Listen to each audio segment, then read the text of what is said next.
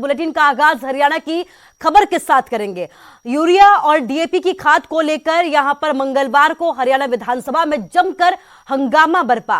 कांग्रेस विधायक किरण चौधरी और कृषि मंत्री जेपी दलाल आपस में भिड़ते हुए नजर आए। कृषि मंत्री जहां प्रदेश में यूरिया की कोई कमी नहीं होने के दावे पर अड़े रहे, तो वहीं पूर्व मुख्यमंत्री भूपेंद्र सिंह हुड्डा और जगबीर मलिक ने घेराबंदी में किसी भी तरीके की कोई कसर यहां पर नहीं छोड़ी। इनेलो विधायक अभय चौटाला ने भी सोसाइटियों में खाद की कालाबाजारी और किसानों को जबरन कीटनाशक देने के आरोप सरकार पर जड़े। वहीं सत्र में शून्यकाल शुरू होते ही एमएसपी की गारंटी का कानून बनाने को लेकर भी कांग्रेस ने जोरदार तरीके से हंगामा किया। कांग्रेस विधायक एमएसपी का कानून बनाने को लेकर दिए गए ध्यानाकर्षण प्रस्ताव के खारिज होने के बाद से खफा थे। वे इस मुद्दे पर सदन में चर्चा चाहते थे और ऐसा नहीं होने पर उन्होंने यहां से वॉकआउट कर दिया। सदन का समय बचाने 4 और 5 ऑफ पीएलपीए पर उनका काम है बराबर विपक्ष का, मतलब कोई रीजन की बात नहीं होती।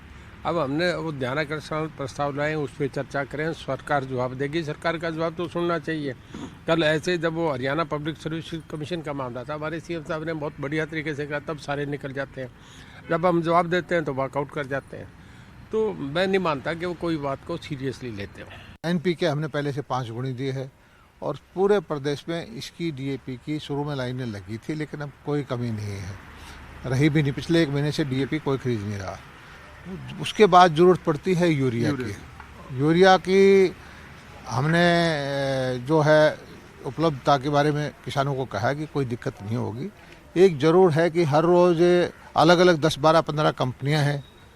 कोई भारत सरकार की जैसे है, इफ्को है, क्रिप्को है,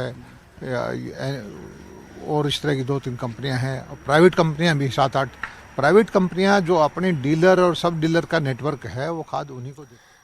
बात राम रहीम की करेंगे। राम रहीम की याचिका पर पंजाब सरकार को नोटिस जारी किया गया है। आपको बता दें कि बेअदबी के मामले की जांच कर रही एसआईटी पर सवाल उठाए हुए हैं कि एसआईटी की जांच राजनीति से प्रेरित है। जनवरी में याचिका पर सुनवाई होगी। याचिका में यह कहा गया है कि जब सीबीआई जांच सही दिशा में थी तो एसआईटी को जांच नहीं दी जानी चाहिए थी। इसके अलावा वकील महेंद्र सिंह जोशी की याचिका पर भी सरकार को नोटिस जारी किया गया। जोशी ने अपनी याचिका में ये मांग की थी कि एसआईटी को ये कहा जाए कि अपनी जांच तय समय पर पूरी करे।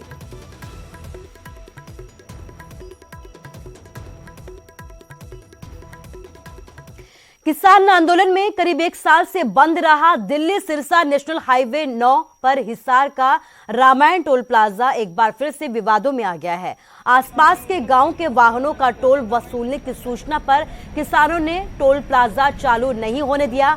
वहीं डेरा डाल दिया। यहां पर टोल प्लाजा के शुरू करने के लिए यहां पर कर्मचारी पूरी तरह से लगे हुए थे, लेकिन आसपास के गांवों से टोल टैक्स वसूलने के विरोध में किसानों ने फिर यहां पर टोल प्लाजा में डेरा डाल दिया और धरना प्रदर्शन करना शुरू कर दिया।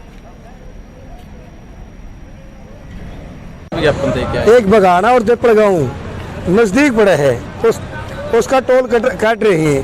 तो हमने इनके बारे में बात ये बोलने लगे माइड खरड़ अलीपुर और रामायण ढंडेरी का भी टोल कटा के मैं तो नहीं होता मामी। तो आज ये काम शुरू कराया था, हमने बंद करवा दिया।